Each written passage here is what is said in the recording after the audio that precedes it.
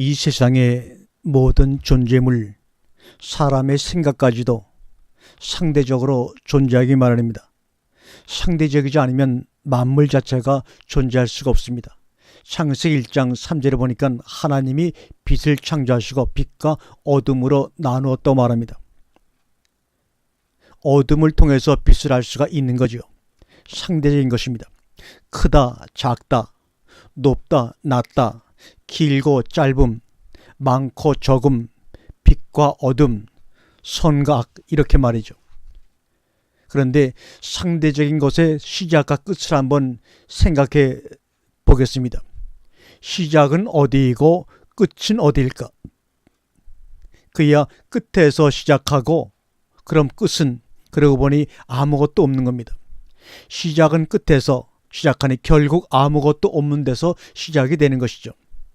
시작은 없는 데서 시작하고 끝나는 곳 역시 없는 곳에서 끝납니다. 그래서 아무것도 없기 때문에 이름을 지을 수 없지 않느냐, 그런 말입니다. 그것이 바로 진리고 여호와입니다. 나는 스스로 있는 자로다.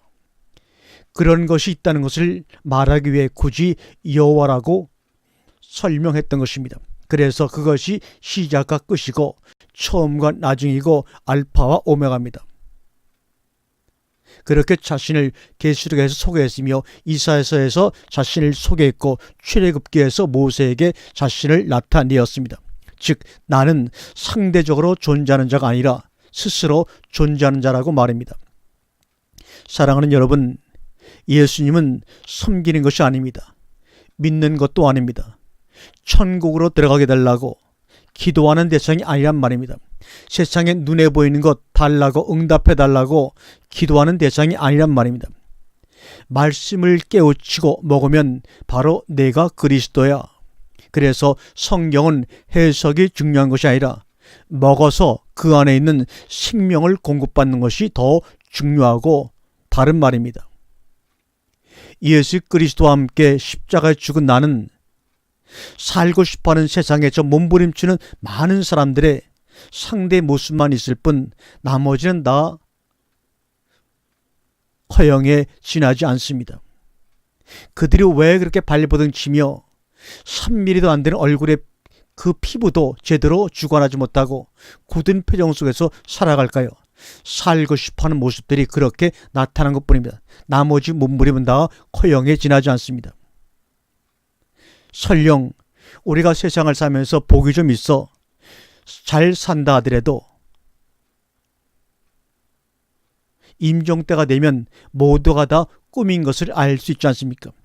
그 꿈을 깨는 것이 바로 기도입니다. 임종을 맞기 전에 그것을 깨닫는 것이 바로 기도입니다.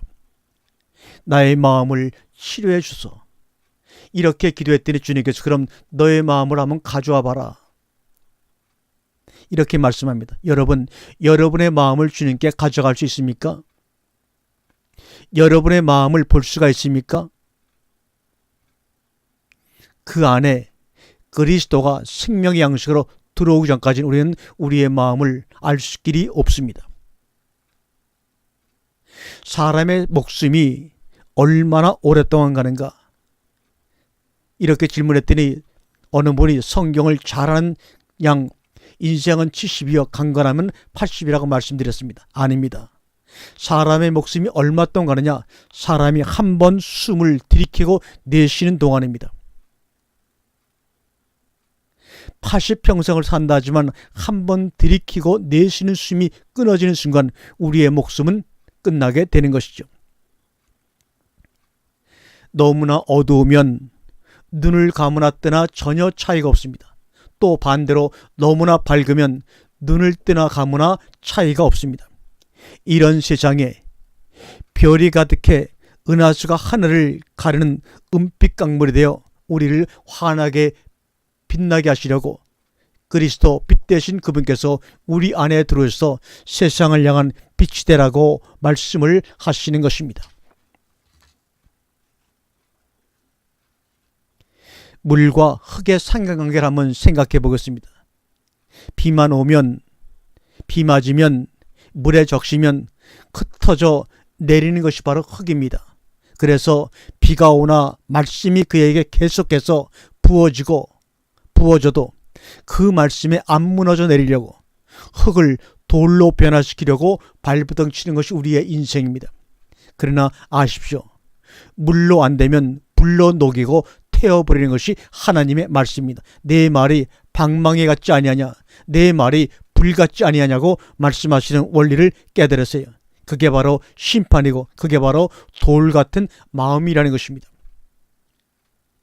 세상에서 여러분 성공하고 성공을 목표로 하루하루 정말로 24시간이 모자란 것처럼 활동을 하고 있지만 세상에서 성공이라는 게 어디 있습니까? 한 줌에 티끌로 돌아가는 인생이 말입니다. 우리는 이 땅에 온 것은 성공하러 온 것이 아니지 않습니까? 내가 누구인지를 알러 온 것입니다.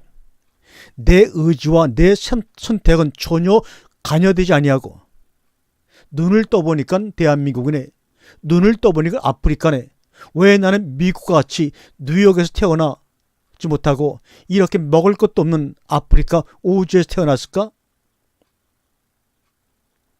그러면 나는 누구야? 왜 내 의사와 상관없이 이 땅에 던져진 것일까? 알면 그게 인생이 복된 인생이라는 겁니다. 믿음이라고 하는 것, 서로 주고받는 것이죠. 그런데 우리가 하나님을 믿는다고 하면 하나님과 주고받을 수 있는 게 무엇입니까? 아무것도 없습니다. 그러놓고도 우리는 하나님을 믿는다고 합니다.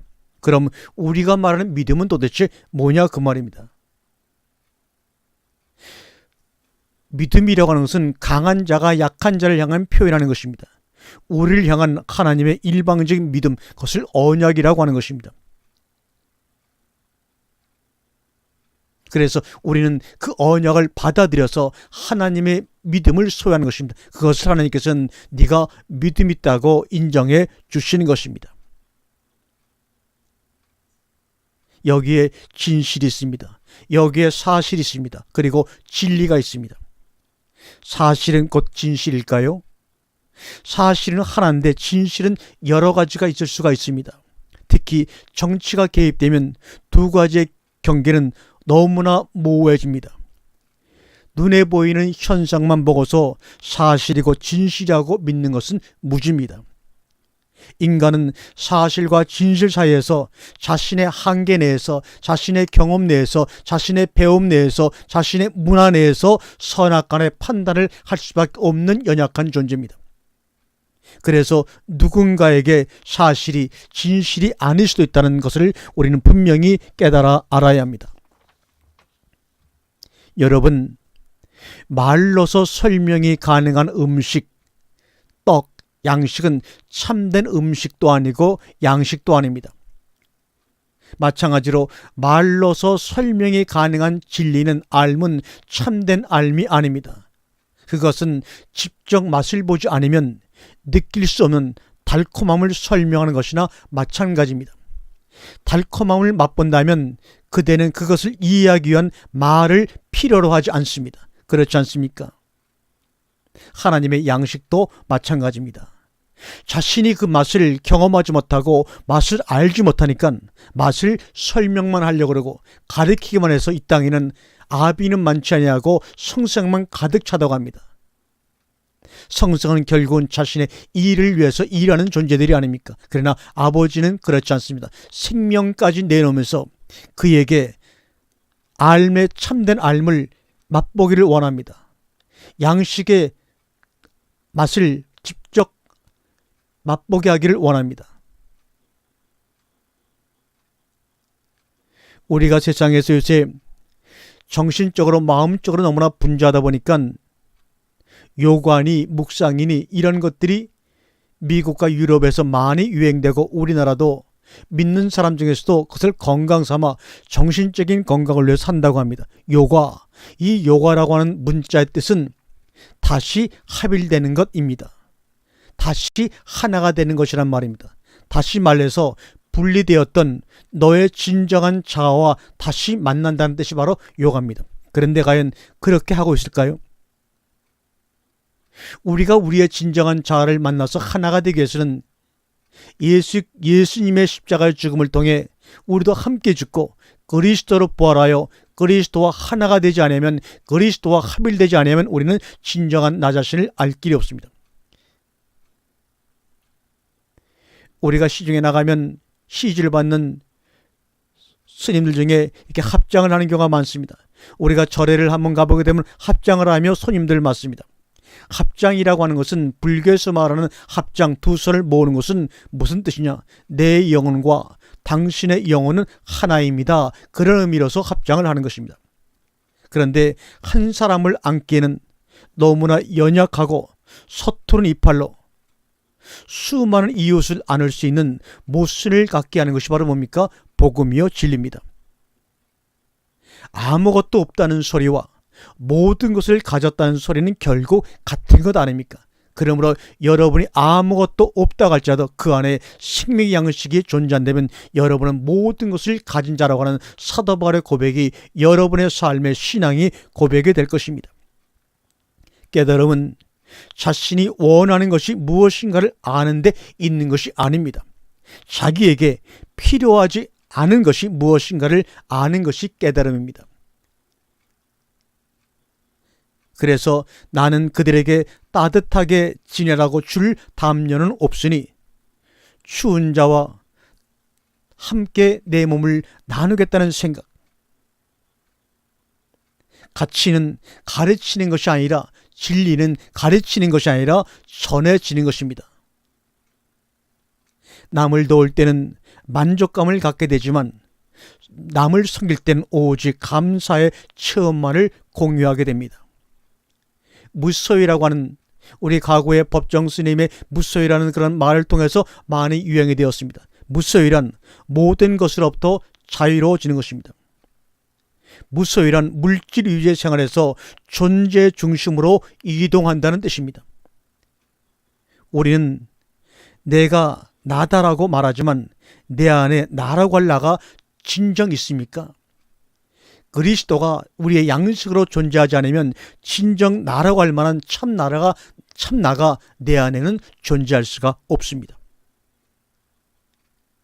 우리가 세상을 살아가면서 말씀을 묵상하면서 모양 있는 것과 모양 없는 것을 함께 봐야 합니다. 문자와 함께 문자 속에 숨겨진 하나님의 말씀을 함께 볼 수 있어야 합니다.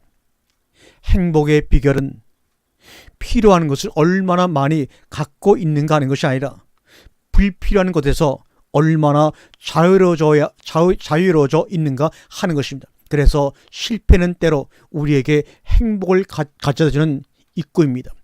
실패를 통해서 내 삶에서 불필요한 많은 것을 제거할 수 있는 기회가 생기기도 하기 때문입니다.